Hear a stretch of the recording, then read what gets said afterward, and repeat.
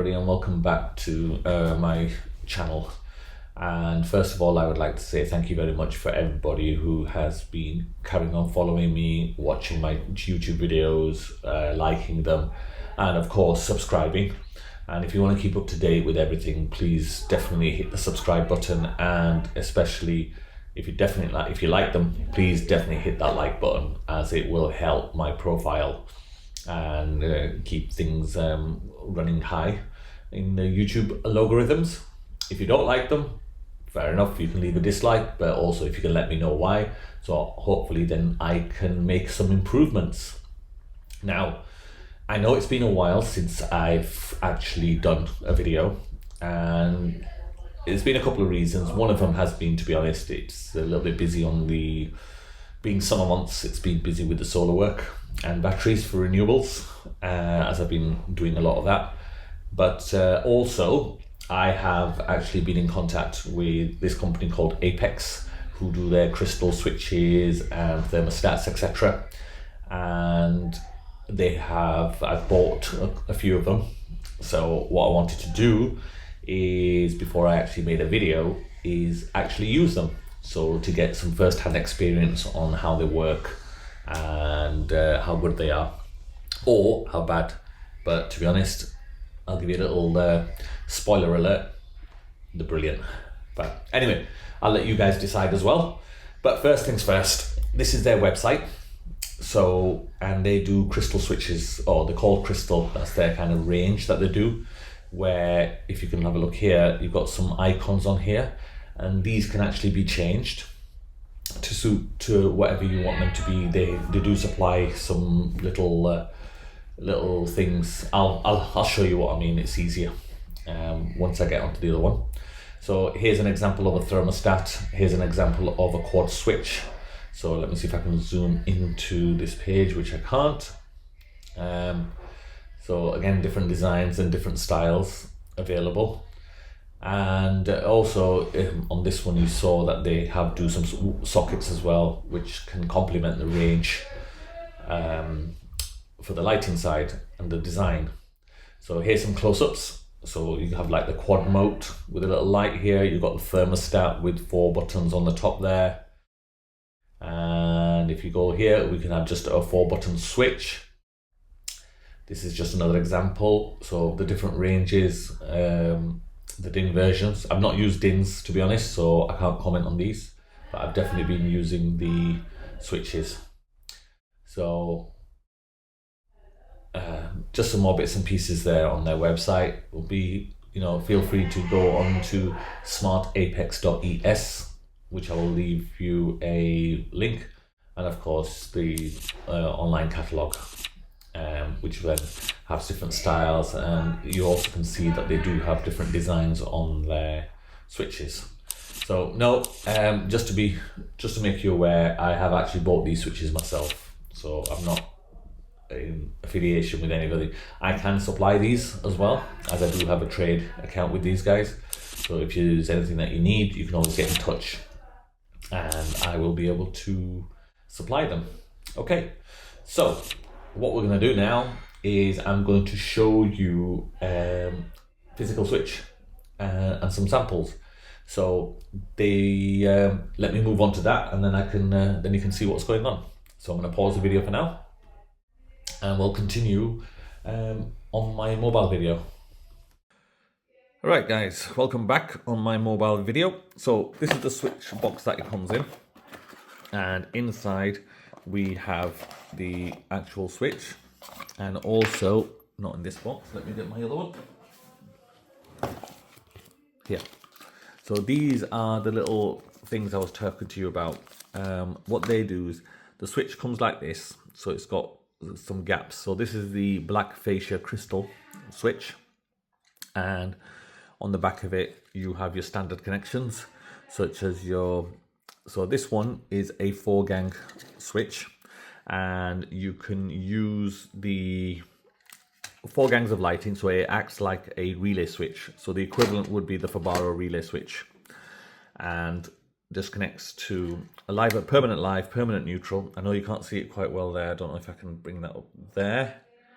So yeah, here. So you got your permanent live, permanent neutral, and then L1, 2, 3, 4, which corresponds to 1, 2, 3, and 4. These also have what we call scene activation features, where you can do the press and holds, and it can actually do other functions as well. So press and hold, etc. So if you only connected live and neutral only, then effectively you've got yourself a 10 feet function switch. Press once for one thing, press and hold for another thing. Okay. The fifth function is in the middle. So the fifth one, you press it and let go, or press and hold, and that will give you something as well. So it's entirely up to you how you've wired these up. I will give you a demo on how I've done my house.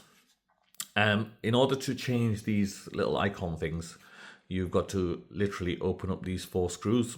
This just pops up, and then you can install these little things. So you can see here, here's one example, if I can grab it. So because the light then just shines through it. There. So it's just pieces of plastic, and so you can see that it looks like a lamp. So when the light shines through it, it shows up as a lamp. Okay, so quite neat. Yes, it is a bit fiddly. You do have to open up these 4 screws to do it, but once you've done it, it's done. And then this just goes to the back of this, and it just clips into place, and that's it. So that's how it's mounted with the standard 1 gang back box, but it's got to be a deep back box, probably about 47 mil. Okay, so I'm going to put that back into here, and I'm now going to move on to the actual switch. Here's the one I've got here. I decided to buy the white one because it actually fits in with the decor in the house. As you can see, I have actually had to use spacers in my house because this part was already decorated, and I'm not in the... Mrs. wouldn't like it if I started chipping away all the plaster again. So temporarily, until we redecorate at some point in the future, I have put spacers on. Now this particular version is the non-neutral version, because I didn't actually have a neutral wire at the back of here. So this one actually has only a live, and then just L1, L2, L3, L4, and we then have to put a little bypass in. And the good news is the bypass came supplied with it as well, which is great. Now, I haven't actually used the icons in this one. I've decided to leave it all blank and just memorize what I'm going to do with it. Now here you can see that the LED little is lit there, and one on purple, and these 2 are light blue as well. So that's what they come. It is a crystal switch, and it's quite thin. It's a thin bezel. So I'm going to show you the one that's actually done properly. Now what I've done on this one is I've actually physically connected some spotlights into the first switch, so which are just up here. So if I press the switch, lights turn on.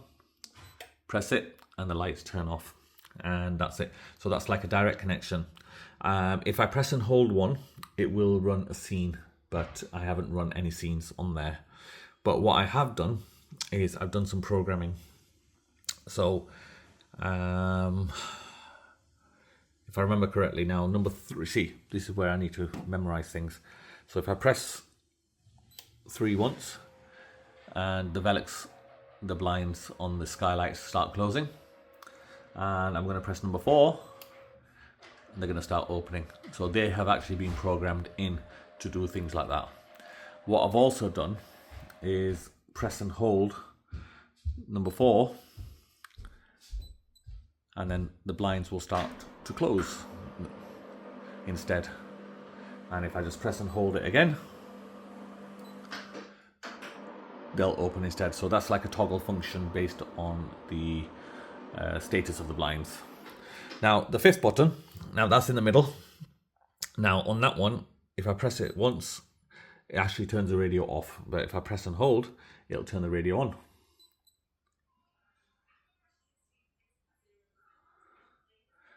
So I don't know if you can hear that. So that's just there, but I'm going to turn it off now. which is just a single click to turn the radio off. So that's that. So it is a versatile switch. It can do quite a few things, and it looks great as well. The house I've gone with just standard white sockets, so it actually fits in quite well with the rest of the sockets as well. Okay, so now I'm going to go over to the thermostat. So this is the thermostat, and let's have a look at the profile. As you can see, the profile is very thin. It is glass again, a light glass faceplate. Yes, I have messed up a little bit there, so we'll sort that out. But anyway, you can see here, this is the thermostat. So the current actual temperature in this is 23 degrees. The red light indicates that we're in heating mode, and if I press that, it turns the system off, and then I can turn it on. And this does have options for fan as well, but we're not using that in this scenario. And then of course we've got our set points where we can just run and just up and down manually. So that will then manually change the set points. It's also controlled with the climate panel on the Home Center 3. So I can actually send temperature points through when like a standard thermostat, which is brilliant. Next port. Now, this one, as you can see, you've got 4 little lights at the top all the way around it. Those are 4 switches. Again, we can physically put something in there, but here we would just use it mainly for scene activation. So again, we have, just like the other thing, switch, we can have up to 8 functions with this stuff. So again, here I've just programmed this to turn the hallway lights on, and that to turn the hallway lights off. Or I think I've done it on this one. Yep, turns the porch light on, and that turns the porch light off. I think it might not be that clear for you to see, unfortunately. And number 3, I've done nothing. But number 4, I don't know if you've seen some of my previous videos about having air conditioning and the way I've set up the climate panel to do cooling as well as heating. And I created a little switch on there to tell the house, well, to tell the home center what mode we're in, because we can't run both modes together. Otherwise, you know, the heating side will be heating it up all the time and the cooling side will be cooling it all the time. So now, in order to change the mode, normally I have a switch which I would have to log into the app. Not anymore. Now all I do is press and hold this, and it would automatically switch the intercooling mode. As you can see from here, we've got the blue icon there. I don't know if you can see it well. Let the dim light goes down, and that is now cooling mode. So the whole house now goes into the cool mode, and now the aircon system will run if it gets too warm. So rather than having to keep logging into the app, but it's winter, so let's go back into heat mode, and it switches back into heat. And it automatically recreated the set points according to the climate panel, whether it was heating or cooling. So there you have it, guys. I really like these switches, and I think they're brilliant. I have been using them now for a good 4 or 5 months, and they've been wonderful. I have been monitoring the temperature, so I do have a secondary thermometer here, and this one just lives above there, and it's actually matching. So that's the other test I have actually been doing to make sure that the temperature on the display is actual temperature that matches that thermometer. I know it's not the most scientific, but it works. So right, I'm going to go back to the computer. Actually, saying that, anything else? There's nothing else to add. So I hope you enjoyed it. If you haven't subscribed and you like these videos, definitely do subscribe. And if you want to see more content, if you've got any comments or queries, send me a message, send me an email, and I'll respond. And if you want these, if you're in the UK, give us a call. Even if you're in Europe, we supply the whole Europe as well, and we can get these out to you. Thank you very much for watching, and I'll see you all later, and bye for now.